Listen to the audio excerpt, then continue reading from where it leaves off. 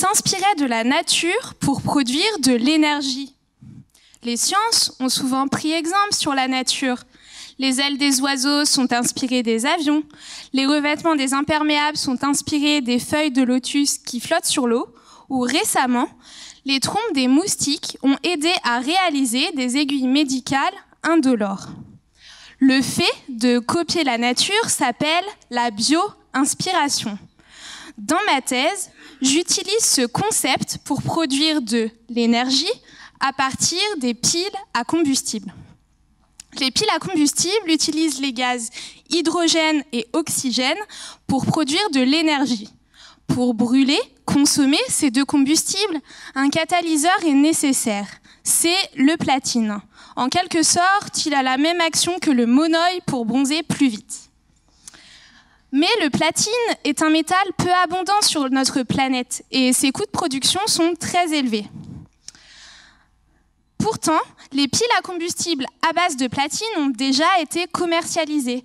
Elles permettent notamment d'alimenter des véhicules.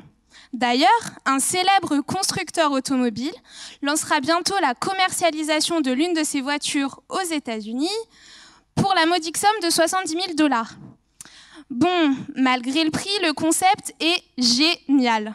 Une voiture qui roule avec deux gaz. L'hydrogène peut être tiré de l'eau, prend peu de place, et l'oxygène se trouve partout autour de nous.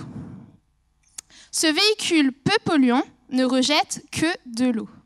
La question est donc comment diminuer le coût de ces voitures. Un des moyens est de trouver d'autres catalyseurs que le platine. Et ça, c'est le but de ma thèse. Des catalyseurs issus de la nature peuvent le remplacer. Ils sont présents dans certaines algues et bactéries. Mais pour les extraire à grande échelle et ainsi les utiliser dans les piles à combustible, une armée de thésards ne suffirait pas. Une solution simple et moins onéreuse est donc de recréer chimiquement en laboratoire la partie de ces molécules naturelles responsables de la consommation de l'hydrogène et de l'oxygène.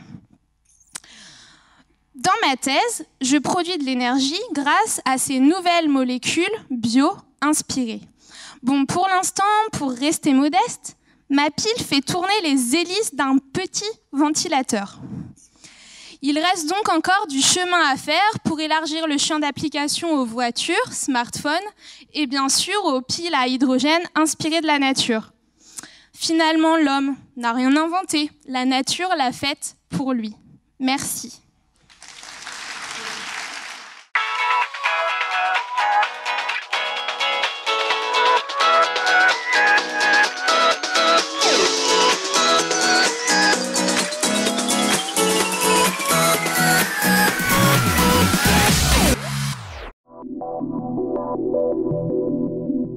Thank you.